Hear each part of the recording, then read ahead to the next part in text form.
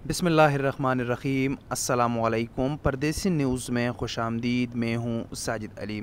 Pakistan, India समेत पाबंदी वाले ममालिक में इस वक्त बहुत सारे ऐसे लोग फंसे हुए हैं फ़्लाइट बंदिश की वजह से, जिनके कफ़ील और कंपनियां उनके इकामे तजदीद नहीं कर रहे, ना उनके छुट्टियों में तोसी करा रहे। अलबत्ता उनको ये कहते हैं कि अब हमें आपकी ज़रूरत नहीं है और हम आपका खुरूज नहाई लगा रहे हैं, क्योंकि इस वक्त तो आप जानते हैं कि सऊदी हुकूमत ने चौथी दफ़ा इकामों और छुट्टियों में तोसी कर दिया है। लेकिन बहुत सारे लोग ऐसे हैं जिनको अब कंपनियां कहते हैं कि आप मत आए, हमने आपका खुरूज नहाई लगा दिया और हमें अब आपकी ज़रूरत नहीं है। तो आज की इस वीडियो में आपको बताऊंगा कि अगर एक शख्स सऊदी अरब से छुट्टी पर गया है तो क्या कंपनी या कफ़ील उसका खुरूज नहाई लगा सकता है या नहीं। आज से चंद दिन पहले यही सवाल सऊदी जवाज़ात से पूछा गया है और जिसकी मुकम्मल रिपोर्ट सऊदी गज़ट अखबार ने भी शेयर किया है।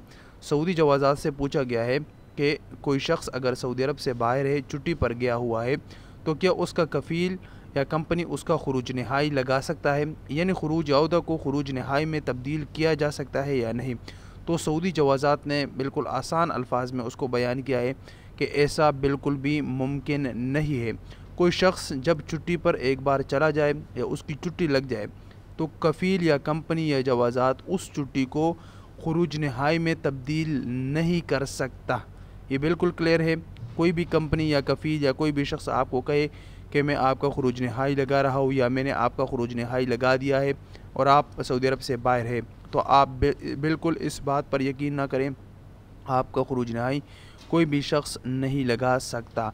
और जब फ़्लाइट इंशाअल्लाह खुल जाए और आपके इकामे में टाइम है, तोसी आपको मिल चुकी है, तो आप सऊदी अरब का सफ़र कर सकते हैं।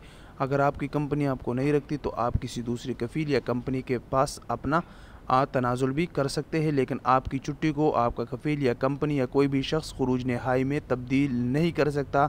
आपको इसमें परेशान होने की बिल्कुल भी ज़रूरत नहीं। ये अगर अपडेट थी जो कि बहुत सारे लोगों को इसकी ज़रूरत थी, इस मालूमात की आपको देना ज़रूरी था। अस्सलामु अलैकुम वरहमतुल्लाहि वबरकातुहू।